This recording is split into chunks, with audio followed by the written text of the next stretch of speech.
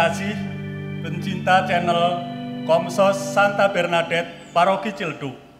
Bersama saya, Bambang Gunadi, dalam acara Bincang-Bincang dari Pinang.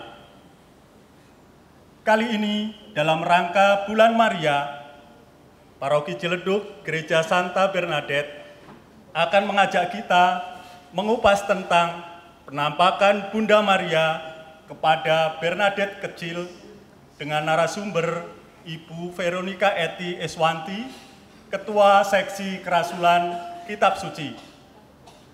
Nanti akan hadir pula Romo Paroki kita, Romo Lama Sihombing CICM, dan Frater Steve Ramli CICM. Nanti akan ada kuis tentang acara pada saat ini dengan hadiah yang cukup menarik. Dalam paket ini ada sebuah rosario dari Yerusalem dan air suci dari Lourdes. Mengawali bincang-bincang dari Pinang, saya mengundang Romo Lama Sihombing CICM untuk memberikan pengantar dan pembuka. Monggo Romo, kami persilahkan. Terima kasih Bapak Ibu, putra putri Maria yang dikasihi Tuhan. Ini momen yang luar biasa. Ada bincang-bincang atau sharing dan di dalamnya juga pendalaman iman kita kepada Tuhan melalui bundanya Bunda Maria. Maka pada kesempatan ini perkenankan saya sebagai Pastor Kepala Paroki Ciledug untuk mengapresiasi semua kegiatan-kegiatan kita khususnya di bulan Maria ini, devosi kita kepada Bunda Maria, dan termasuk dialog yang dilakukan pada saat ini. Kita mengetahui bersama bahwa tahun 2020 ini cukup banyak hal yang berubah dalam kehidupan kita sadar atau tidak, kita menginginkannya atau tidak. Intinya kita diminta untuk berubah atau menyadari kebiasaan-kebiasaan kita supaya lebih baik. Ada perubahan ini karena secara khusus karena wabah COVID-19. Dalam bersekolah pun berubah, dalam bekerja pun sistem bekerjanya berubah, dan termasuk dalam kegiatan keagamaan, kerohanian, ada hal-hal juga yang ada berubah metodenya atau sedikit caranya. Bulan Maria tahun 2020 ini termasuk mengalami sebuah perubahan. Rencana-rencana yang telah disiapkan oleh panitia bulan Maria berubah, tidak bisa dilaksanakan seperti tahun-tahun yang lalu. Saat ini banyak kita mengikuti doa-doa rosario, bahkan katekese mengenai Maria, mengenai rosario dalam berbagai event live streaming, khususnya mengikuti dari berbagai keuskupan. Ini adalah karunia tersendiri, ini adalah berkat tersendiri bagi kita di masa-masa sulit karena COVID-19 ini. Dan kali ini di paroki kita juga kita akan mendalami bagaimana keistimewaan paroki kita ini karena mengambil nama pelindung Santa Bernadette, seorang gadis yang mungil, yang belia, mendapat keistimewaan dari Allah, memperkenankan dia untuk berjumpa dengan Bunda Maria. Ini pun menjadi karunia tersendiri sekali lagi bagi paroki kita, Paroki Ciledug Gereja Santa Bernadette. Semoga iman kita kepada Yesus melalui Bunda Maria atau bersama dengan Bunda Maria menghantarkan kita semakin dekat dengan Tuhan. Ini ucapan atau kata sambutan dari Romo, saya kembalikan kepada MC. Saudara-saudari terkasih, dua santa yang akan kita perbincangkan kali ini sangat erat hubungannya dengan kita sebagai umat Paroki Ciledug. Nah, Ini yang akan saya tanyakan kepada tamu kita selanjutnya, yaitu Frater Steve Ramli. Selamat datang, Frater. Terima kasih, Pak. Apa kabar, Frater? Kabar sangat baik. Sangat baik. Frater, saya mau tanya, CICM itu katanya yang saya dengar M-nya itu Maria. Ya, Benarkah demikian, Frater? Benar sekali, Pak. Nah, kepanjangannya apa CICM sendiri, Pak? Congregatio Immaculati Cordis Maria. Cordis Maria. Kalau di bahasa Indonesia kan? Tarekat Hati Maria Tak Bernoda. Tarekat Hati Maria Tak Bernoda. Oke, lalu makna Maria sendiri di dalam tarekat CICM seperti apa, Frater? Saya sedikit membicarakan tentang kenapa dikasih nama Tarekat Hati Maria Tak Bernoda. Kalau kita lihat dalam sejarahnya pada abad ke-19, begitu banyak devosi kepada Bunda Maria itu sangat kuat. Begitupun dalam komunitas Kristen sebelumnya. Hingga saat ini juga saya pikir devosi kepada Bunda Maria itu sangat kuat. Dan waktu itu pastor pendiri CICM Pater Theophil Verbis, dia mengambil salah satu gelar dari Maria itu, Maria Tak Bernoda, untuk diberikan ke nama pada tarekat yang didirikannya. Dan berdasarkan artikel yang saya baca dari tulisan seorang pastor CICM sendiri, Pastor Ernesto Amiglio, di situ dia mengatakan bahwa pastor pendiri kami, Pater Theophil Verbis, memiliki devosi yang begitu kuat terhadap Bunda Maria. Sehingga dia dalam artikel CICM juga artikel nomor 1, Bunda Maria itu dijadikan sebagai pelindung dalam bermisi. Lalu dalam karya misi, teladan Maria mana yang diambil atau spirit apa yang diambil dari Bunda Maria? Karena kami tahu CICM mempunyai karya misi yang luar biasa. Silahkan, Pak. Dalam bermisi ada beberapa keutamaan-keutamaan Maria yang menjadi teladan bagi kami para misionaris. Yang pertama itu adalah kesetiaan.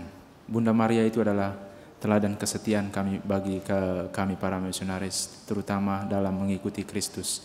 Maria sendiri itu dia begitu setia, mulai dari kandang Bethlehem dia memelihara Yesus, kemudian sampai di bawah kaki salib. Dia begitu setia dalam mengikuti Yesus.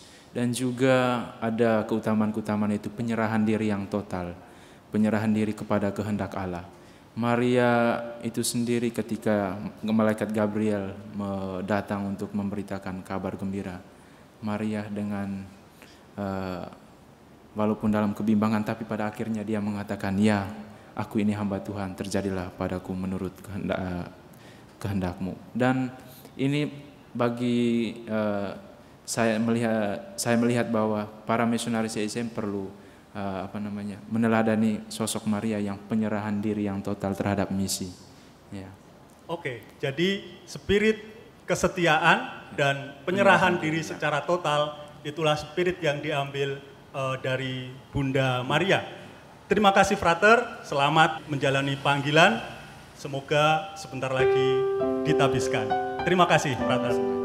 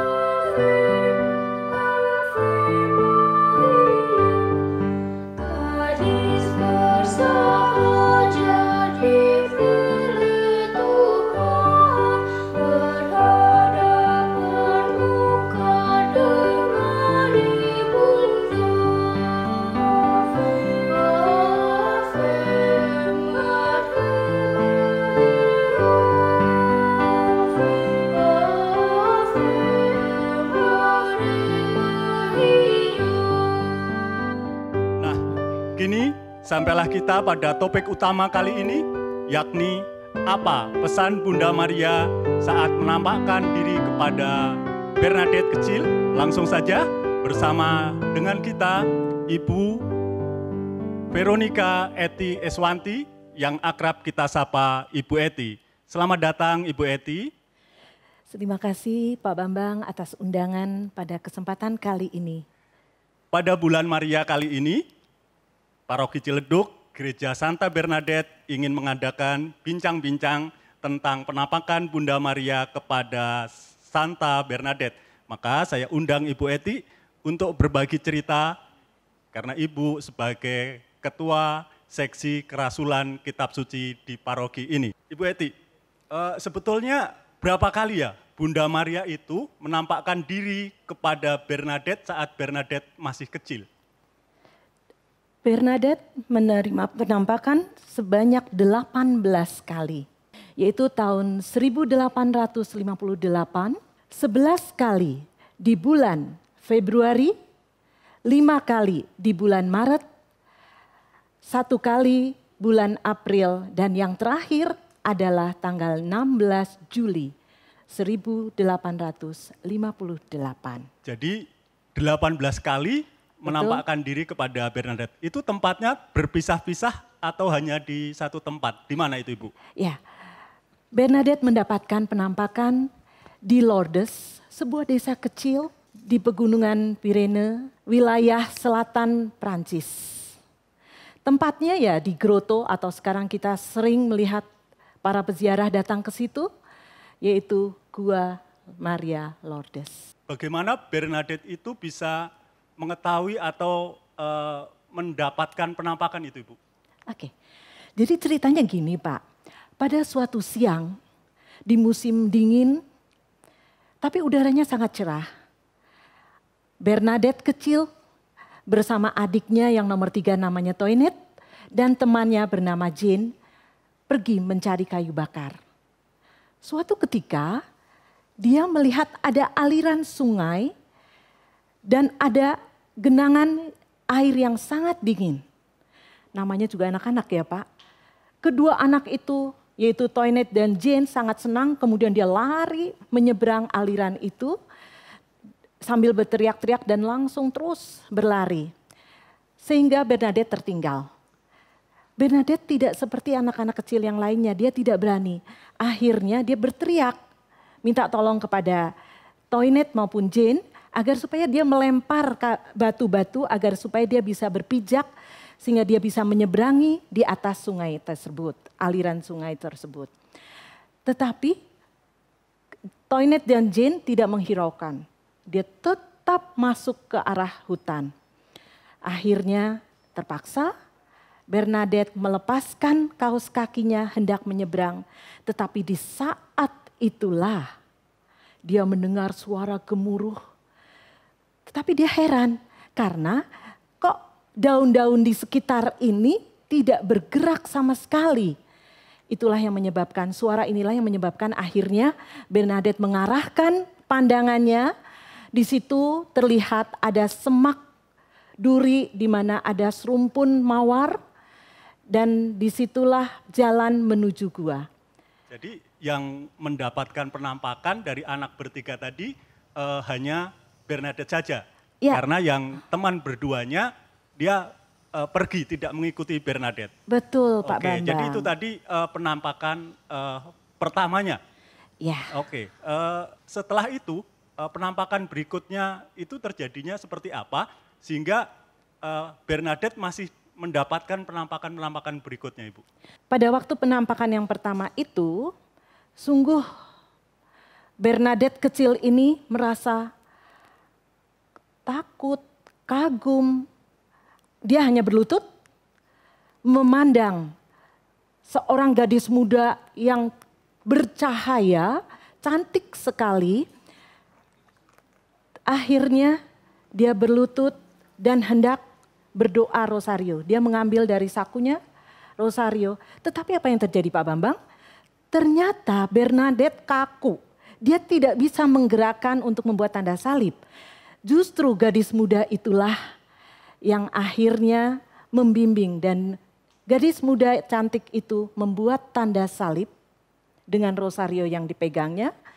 Seketika itu juga Bernadette bisa menggerakkan tangan dan membuat tanda salib dan seterusnya dia mengucapkan doa rosario sampai Berarti selesai. saat penampakan itu Bernadette pun belum tahu siapa yang menampakkan diri itu, Ibu?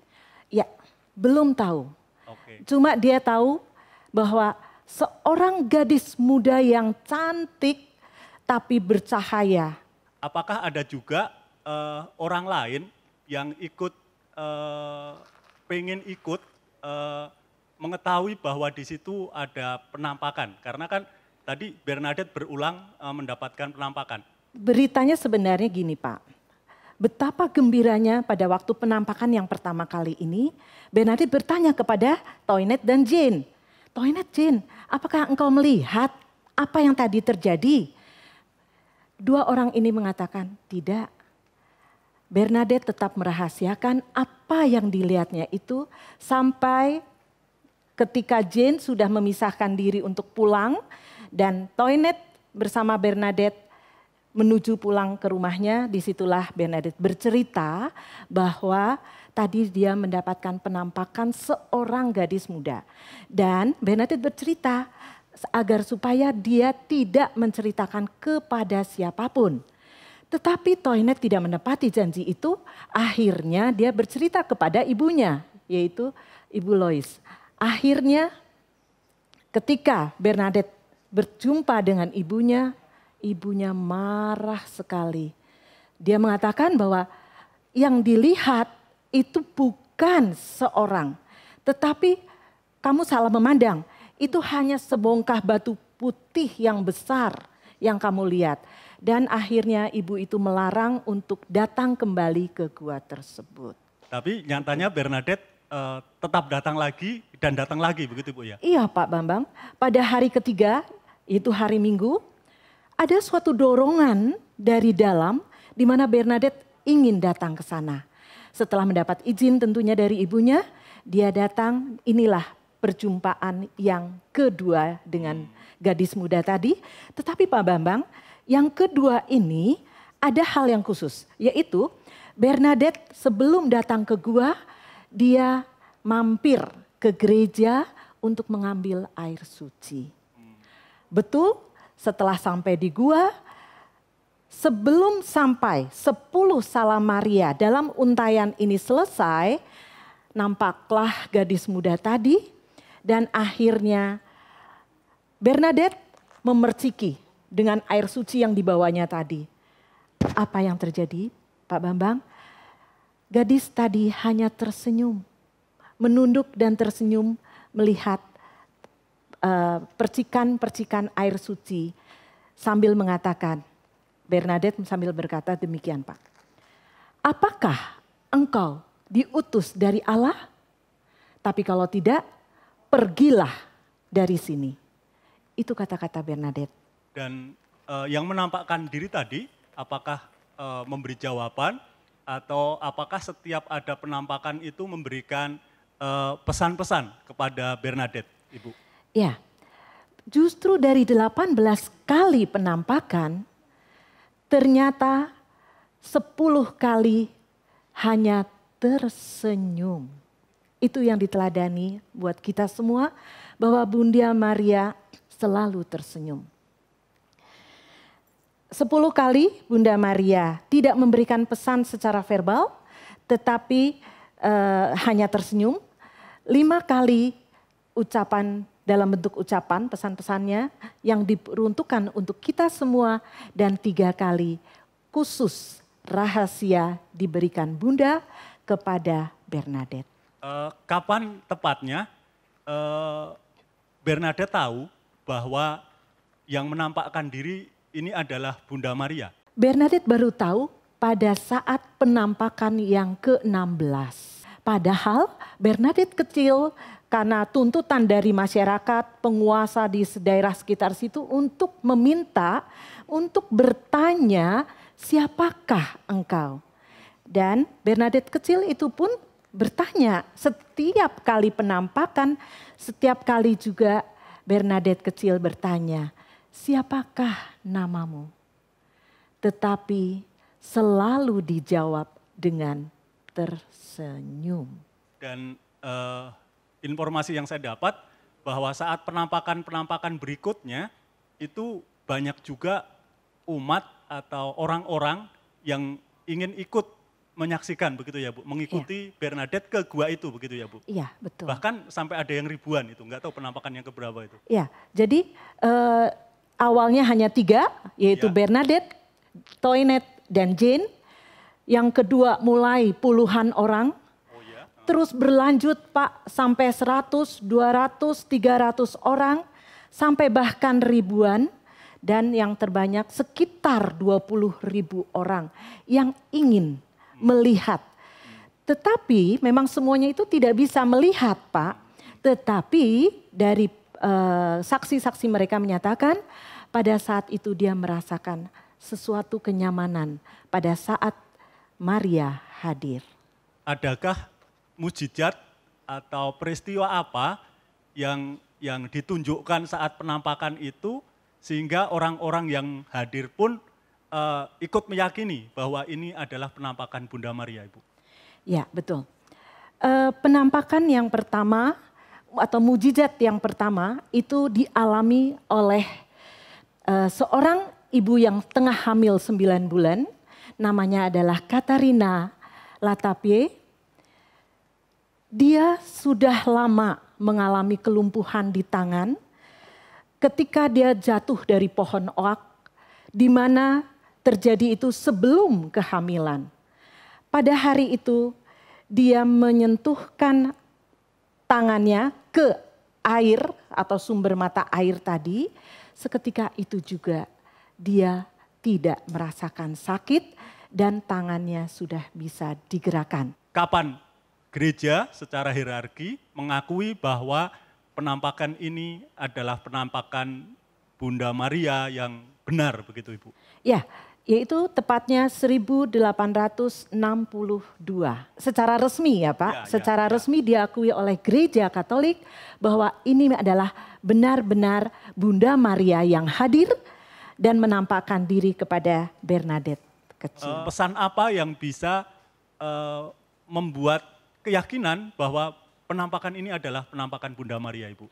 Baik, dari 18 kali penampakan tadi dikatakan bahwa 10 kali hanya tersenyum. Dan mari kita sama-sama membahas untuk yang 8 kali. Yaitu terdiri dari 3 kali Bunda Maria mengatakan secara verbal kepada Santa Bernadette. Tapi ucapan atau kata-kata ini sebuah rahasia yang hanya diketahui oleh Bernadette saja. Yaitu penampakan yang ke-5, ke-7, dan ke-9. Sedangkan 5 lagi adalah penampakan di mana Bunda Maria memberikan pesan untuk kita. Yaitu penampakan ketiga, Bunda Maria mengatakan bahwa nggak usah kamu tulis apa yang saya pesankan.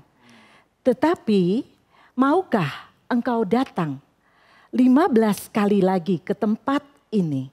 Terus di situ juga dikatakan Pak Bambang bahwa engkau akan berbahagia tetapi bukan di bumi ini. Nanti di dalam kehidupan yang akan datang, aku akan menjanjikan suatu kehidupan kebahagiaan yang abadi. Oke, itu pesan yang pertama. Pertama. Terus pesan berikutnya lagi Bu? Ya, pesan yang kedua adalah penampakan yang ke-6. Di situ Bunda Maria mengatakan, berdoalah bagi orang-orang yang berdosa. Kita termasuk orang berdosa Pak Bambang. Dan itu ditekankan lagi pada penampakan yang ke-8, di mana Bunda Maria mengatakan dengan jelas bahwa kata-katanya adalah demikian. Bertobatlah, bertobatlah, bertobatlah. Berdoalah kepada Tuhan, mohon pertolongan untuk pertobatan orang-orang yang berdosa. Itu penampakan ke-8. Dan untuk penampakan yang ke-13 ini juga sangat penting. Kenapa Pak Bambang? Karena penampakan ke-13 ini Bunda Maria meminta kepada Santa Bernadette untuk menemui salah seorang pastor dan meminta agar supaya di tempat penampakan ini dibangun sebuah kapel dan agar supaya umat nanti yang berkunjung di sini melakukan suatu prosesi. Jadi kalau sekarang itu Lourdes itu menjadi tempat peziarahan dan atau tempat doa, itu bagian dari pesan Bunda Maria yang diterima oleh Bernadette Ibu ya? Betul, Oke, betul Pak Bambang. luar biasa. Ya, Jadi, penampakan yang ke-13. Oke, masih ada pesan lagi Bu? Ya, dan yang terakhir pesan verbal disampaikan Ya. pada penampakan yang ke-16. Disinilah suatu pengukuhan apa yang telah ditetapkan oleh gereja 4 tahun sebelum penampakan, yaitu tepatnya 1854, di mana gereja secara resmi oleh Paus Pius ke-9 menetapkan bahwa Maria adalah bunda yang dikandung tanpa noda dosa. Itu tepatnya pada penampakan yang ke-16. Pada penampakan ke-16 dia menyampaikan, akulah yang dikandung tanpa noda dosa. Nah dari situ diyakini bahwa ini adalah penampakan Maria, begitu Ibu? Ya, dan apa yang sudah diputuskan di dalam gereja Katolik 4 tahun sebelumnya, ternyata karena tadinya terjadi ya sedikit perdebatan sengit antara ilmuwan, antara cendekiawan dengan teolog. Tetapi memang akhirnya Paus memutuskan ini adalah dogma gereja yang ketiga dari keempat dogma tentang Maria.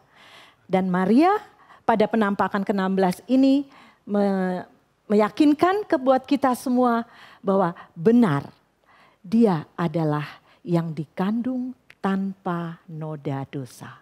Intisarinya apa dari penampakan Bunda Maria kepada Bernadette itu? Mungkin pesan yang bisa kita juga ikuti. Inti sarinya adalah bahwa seperti tadi dikatakan, dari 18 kali Bunda Maria 10 kali hanya tersenyum, 5 kali memberikan pesan secara verbal untuk kita, dan 3 pesan secara verbal dikhususkan untuk Santa Bernadette. Nah, dari pesan-pesan tadi, apa maknanya buat kita? Ternyata pesan yang terpenting adalah kita harus berdoa untuk orang-orang berdosa. Yang kedua, bertobatlah, bertobatlah, bertobatlah. Mohon kepada Tuhan, mohon kerahimannya agar memohon pertolongannya agar supaya kita diampuni karena kerahimannya. Itu adalah pesan yang harus kita jalankan. Kalau kita lihat ada 3 kata yang diulang oleh Bunda Maria, maka ini artinya permintaan yang sangat penting buat kita semua. Kita orang yang berdosa, maka permintaannya adalah mari kita bertobat. Mari kita mendekatkan diri kepada Tuhan yang Maha Kasih dan Maha Rahim agar supaya dosa-dosa kita diampuni. Sebenarnya Pak Bambang, ini juga sama seruan yang diserukan oleh Tuhan Yesus pada saat dia masih berkumpul bersama murid-muridnya. Kita bisa baca di Markus 1 ayat 15b. Dikatakan di situ kerajaan Allah sudah dekat, maka bertobatlah dan percayalah kepada Injil. Nah, hal yang kedua, di sini saya mau menekankan tentang Bunda Maria tersenyum. Selalu tersenyum. Kenapa tersenyum? Apa makna tersenyum buat kita? Nah, tersenyum artinya mau menunjukkan kontemplatif. Diam, tetapi tidak pasrah. diam tetapi mengandalkan Tuhan. Sehingga pada saat dia mengalami kesulitan atau kita mengalami kesulitan, mudah-mudahan kita pun meneladani Bunda Maria, yaitu diam, berpasrah kepada Tuhan dan mengandalkan kerahimannya. Bernadette sudah memberikan contohnya pada saat dia itu kan sakit-sakitan sehingga mengalami kendala di dalam pertumbuhan baik fisik maupun tingkat intelijensinya. Dapat dikatakan maaf, dia tidak pintar. Jadi suatu ketika Pak Bambang, dia dikatakan bodoh di depan umum pada saat dia belajar tentang katekese. Ibu gurunya sendiri mengatakan, Bernadette, kamu kok bodoh sih? Bernadette bukan marah, tidak pergi, tidak benci dan tidak dendam. Tetapi pada saat ibu gurunya mengatakan itu, akhirnya dia justru mendekat ibu gurunya dan merangkul. Sungguh tindakan yang luar biasa. Dan Bernadette mengatakan, benar ibu, saya bodoh. Tetapi ibu, saya bisa loh berdoa rosario. Dan saya sangat mencintai Tuhan. Bapak Ibu, inilah pesan moral yang sungguh luar biasa kalau kita imani. Dikala kita dicemooh, dikala kita dibenci, dikala kita disiksa atau apapun juga, Bernadette sudah memberikan contoh untuk kita, bukan dengan dibalas kemarahan, kebencian atau dendam, tetapi dengan kasih. Karena kita adalah anak-anak Allah, maka memang sudah sepantas dan selayaknya kita pun harus melakukan kasih. Demikian Pak. Baik, terima kasih Bu Eti. Jadi kita dapat dua contoh Bunda Maria dan Santa Bernadette. Semoga di lain waktu kita bisa berbincang-bincang untuk hal lain. Terima kasih Ibu Eti. Terima kasih atas kesempatannya. Semoga Tuhan selalu memberkati kita semua. Amin. Baik, saudara-saudari terkasih, pencinta San Berna Live, demikianlah bincang-bincang kita dengan tema menggali penampakan dari Bunda Maria dengan Bernadette. Jangan lupa nanti ada kuisnya, silahkan catat, nomornya ada di sini, lewat WA, nanti pertanyaannya akan kita tayangkan, silahkan diperhatikan dari awal, boleh disetel ulang sehingga semua bisa menjawab. Jawaban benar akan kita undi dan akan mendapatkan paket hadiah yang luar biasa. Ada air suci dari Lourdes dan ada manik-manik rosario dari Yerusalem. Terima kasih, sampai jumpa di bincang-bincang selanjutnya.